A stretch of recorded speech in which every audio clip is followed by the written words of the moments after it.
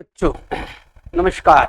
मैं हूं सत्येंद्र सर। कैसे हैं आप सभी? स्वागत है आप सभी का एग्जाम दर्शन पर। एग्जाम दर्शन के सभी सुधी श्रोताओं को सत्येंद्र सर का नमस्कार।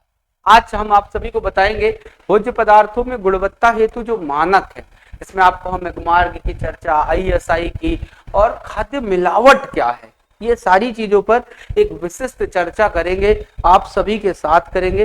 बस फटाफट से आप सभी तटस्थ हो जाइए, तैयार हो जाइए, जिससे कि हमें ये पता चल जाए कि आप सभी लोग बहुत सक्रिय अवस्था में हमारे साथ जुड़े।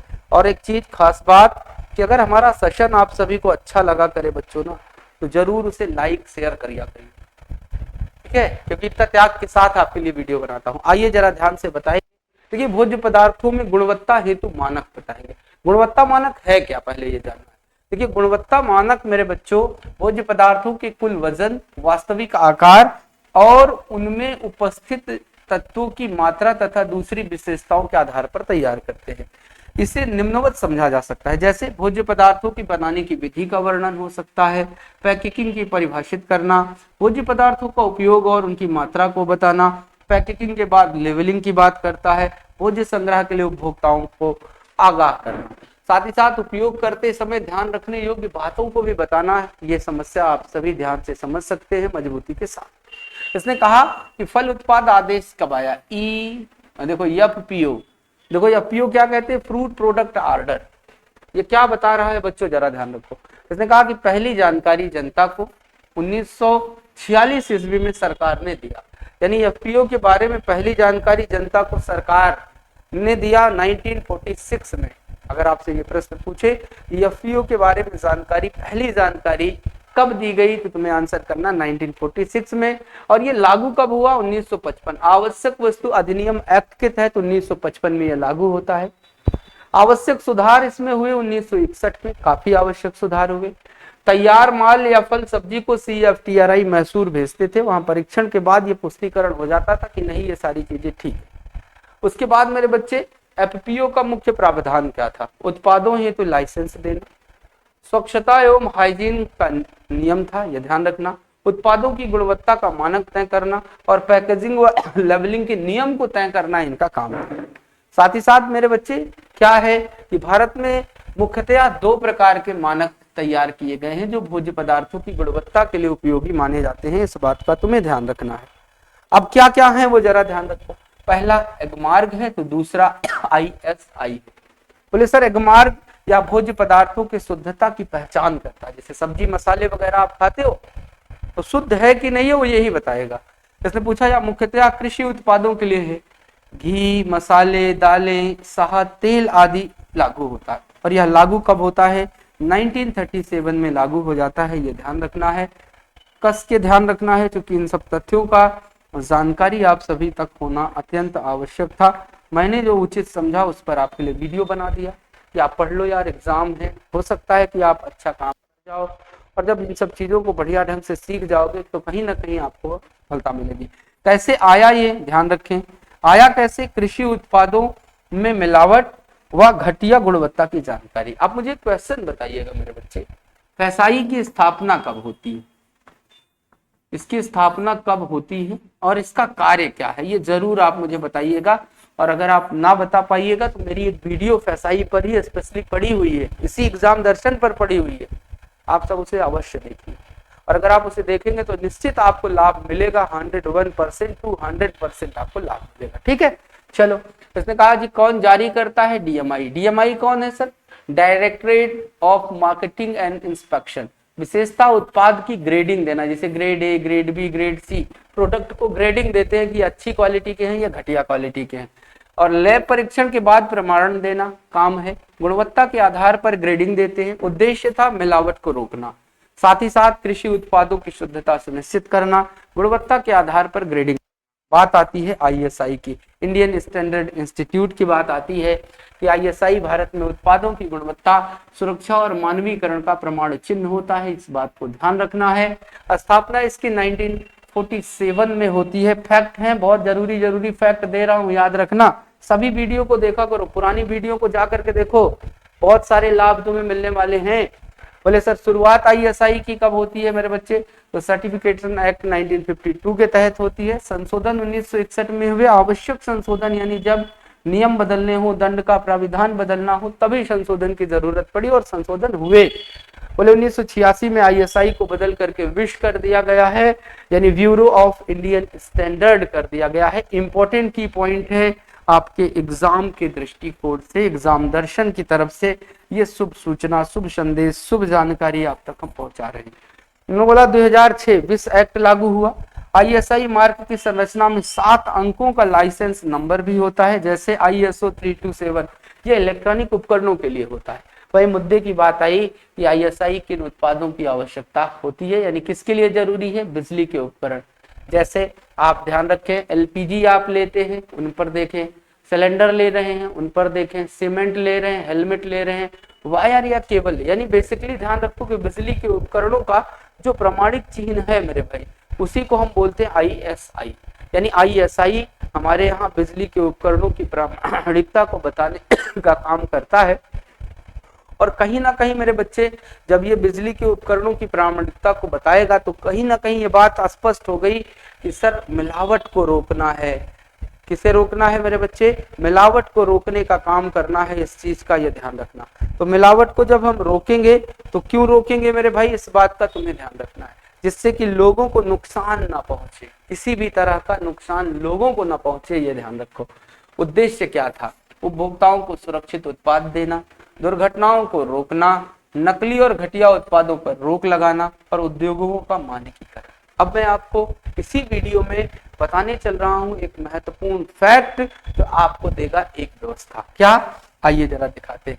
सर क्या है वो बात? वो बात ये है बच्चों कि मिलावट कब कहेंगे कि मिलावट है, हम कब इस बात को स्पष्टीकरण दे देंगे कि सर जी प्रोडक्ट में मिलावट है या नहीं है। तो मैंने कहा उसके लिए कुछ मानक तय किए गए हैं, आइए उन मानकों पर आप सभी के साथ बात कर लेते हैं।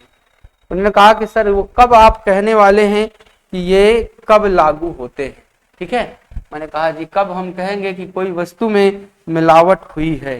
तो मैंने कहा जी देखो, पहला वस्तु अपने आकार में या मौलिक आकार में, ठीक है, या रूप में या रंग में ना हो तो हम कह देंगे कि जी मिलावट है। कोई लाल वस्तु है तो मैं पीली दिख रही है, कह दो मिलावट है।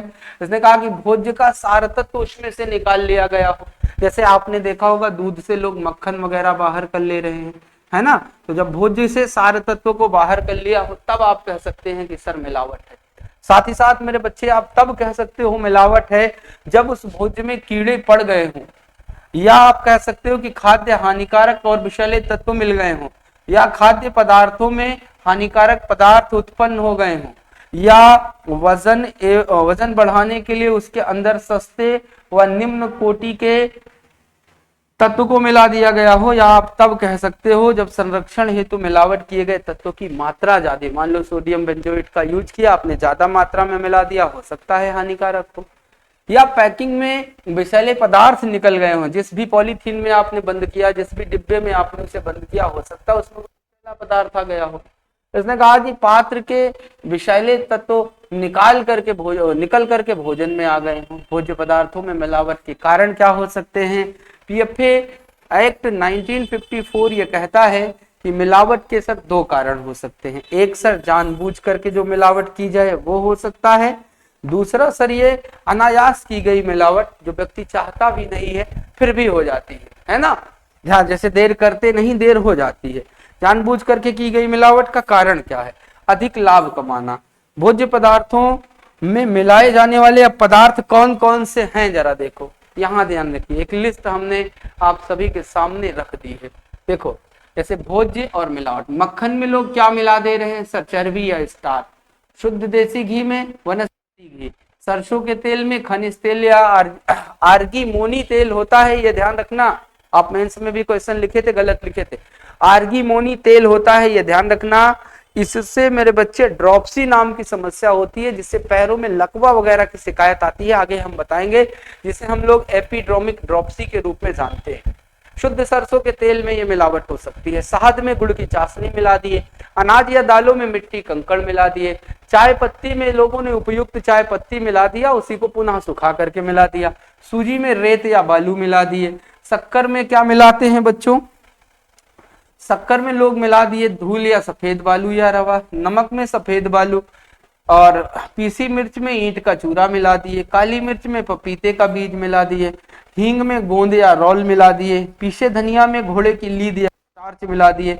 हल्दी में लेट क्रोमेट का चूरा मिला दिए। अब ये स्वास्थ्य के लिए तो मेरे भाई हानिकारक है ही, जाहिर सी बात है।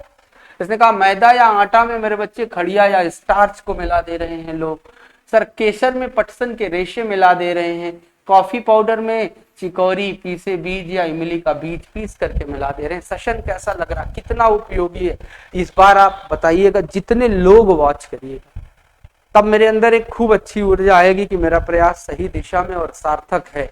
हम तुम्हें खाद्य मिलावट पूरी तरह से देखो पढ़ा दिए, और भी डाटा है अभी हम आपको दे रहे हैं, लेकिन आप इस चीज को महसूस करो कि सर इतने कम समय में इतनी व्यापक चीजें कैसे संभव है। How can this possible. हम तुम्हें 10 मिनट 15 मिनट की वीडियो में अपना पूरा एक ऊर्जा देते हैं, और ये ऊर्जा कहीं ना कहीं आपको सकारात्मकता की ओर ले जाए, मैं इतना ही चाहूंगा। आपको परिणाम अच्छे मिले, एग्जाम दर्शन आपको ऐसे ही फ्री में कंटेंट देता रहे। इसके लिए आप हमारे व्यूअर से तो सब्सक्राइब, लाइक, शेयर, थोड़ा व्हाट्सएप वगैरह शेयर कर दिया करो यार, ठीक है। आओ ध्यान दो। इसने पूछा सर अरहर या चने की दाल में खेसारी दाल मिला देते हैं, और आपने ये पढ़ा था कि सर खेसारी दाल से लेथरिज्म नाम की समस्या हो जाती है।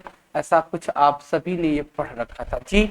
यहाँ कुछ नोट में हमने की पॉइंट्स आपके लिए दिया। क्या दिया सर की पॉइंट्स, जरा पढ़ो। सरसों के तेल में आर्मीगोनी तेल की मिलावट से हृदय पर प्रभाव पड़ता है, हृदय संकुचन में समस्या, जिससे बच्चों देखो इपीड्रोमिक ड्रॉपशी नामक रोग हो जाता है, ये ध्यान रखना। यानी इपीड्रोमी ड्रॉपशी नामक रोग किसकी अधिकता से हो रहा है, किसके कारण हो रहा है, से आंसर करना है कि सर उसका एक बड़ा कारण है भोज्य पदार्थों में अर्जिमुन तेल का मिलाप, ठीक है। उसके बाद सुनो, इसने कहा सर नमक, उसके बाद देखो लेड ऑक्साइड की मिलावट से पैरों की मांसपेशियां खड़ी हो जाती हैं। वहीं खेसारी दाल का अगर आप उपयोग कर रहे हैं तो मेरे भाई लेथरिज्म नाम की समस्या का उपयोग हो जाता है। लेकिन एक मुद्दा, भोज्य पदार्थों में मिलावट के परीक्षण को तुम कैसे करते हो, आइए जरा सा ये समझते हैं कि सर इनके परीक्षण को कैसे करते हैं।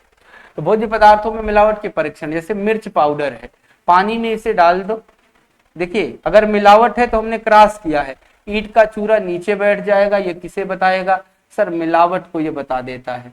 बोले रंग अगर डाले होंगे तो रंग अलग हो जाएंगे, कृत्रिम रंग होते हैं। दूध में कांच की सतह पर दूध को गिरा दे, अगर दूध शुद्ध है तो सही का निशान लगाया, धीरे धीरे बहेगा, लेकिन दूध अगर अशुद्ध है तो मिलावट तेजी से रहेगी, पानी रहेगा छम से चिरुआ बह जाएगा, ठीक है सर। घी या मक्खन है मेरे बच्चे, तब परीक्षण में HCl और शक्कर को आपस में मिला दीजिए, और मिलावट का परिणाम देखिए, क्या वो लाल रंग दे रहा है। अगर उसके अंदर लाल रंग आ रहा है तो ध्यान रखना कि उसके अंदर वनस्पति घी की मिलावट है। इसे इसलिए भी जान लो, ये तुम्हारे दैनिक उपयोग की चीजें हैं और तुम्हें रोज खाते हो, इसलिए परीक्षण कर लेना।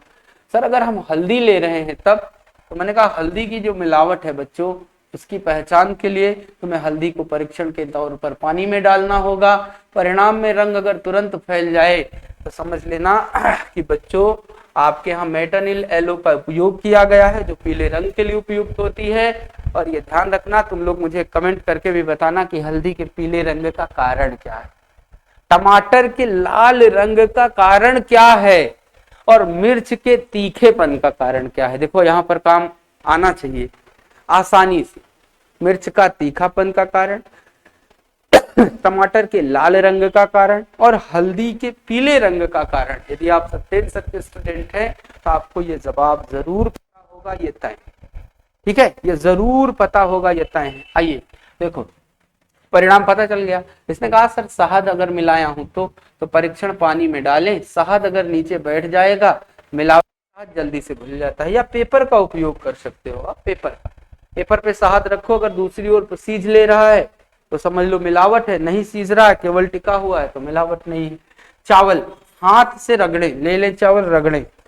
अब अगर हाथ, चावल की जो सफेदी है अगर वो आपके हाथों पे आके चिपक जा रही है, तब तुम ये जान लेना क्या कि मिलावट है। किसके लिए? पॉलिश किए हैं, चावल को सुंदरता देने के लिए।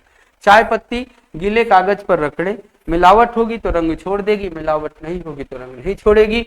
यहाँ हुआ बच्चों एक होता है ट्राइसेशन, याद रखो ये क्या है सर? सर ट्राइसेशन होता है अम्ल क्षार की मात्रा को नापने का काम करता है। तो अब जरा ये बताइएगा कमेंट करके कि किस प्रकार के परीक्षण में हम आयोडीन का यूज करते हैं। क्या कहा? किस प्रकार के परीक्षण में हम आयोडीन का यूज करते हैं, ये बात आप मुझे जरूर बताइएगा। और सेशन कैसा लगा ये भी बताइएगा। तो अगला टॉपिक प्राणिज भोज्य पदार्थ, मांस, मछली, अंडा और दूध पर हम आपको वीडियो देंगे। ठीक है, तो सेशन कैसा रहा ये आप जरूर बताइएगा। और फिर मिलते हैं हम अपने नेक्स्ट एपिसोड में। एग्जाम दर्शन के सभी सुधी श्रोताओं को मेरा पुनः नमस्कार। आप सभी सक्रियता से आगे बढ़ो। बाय बाय, गुड नाइट मेरे बच्चे। Thank you so much.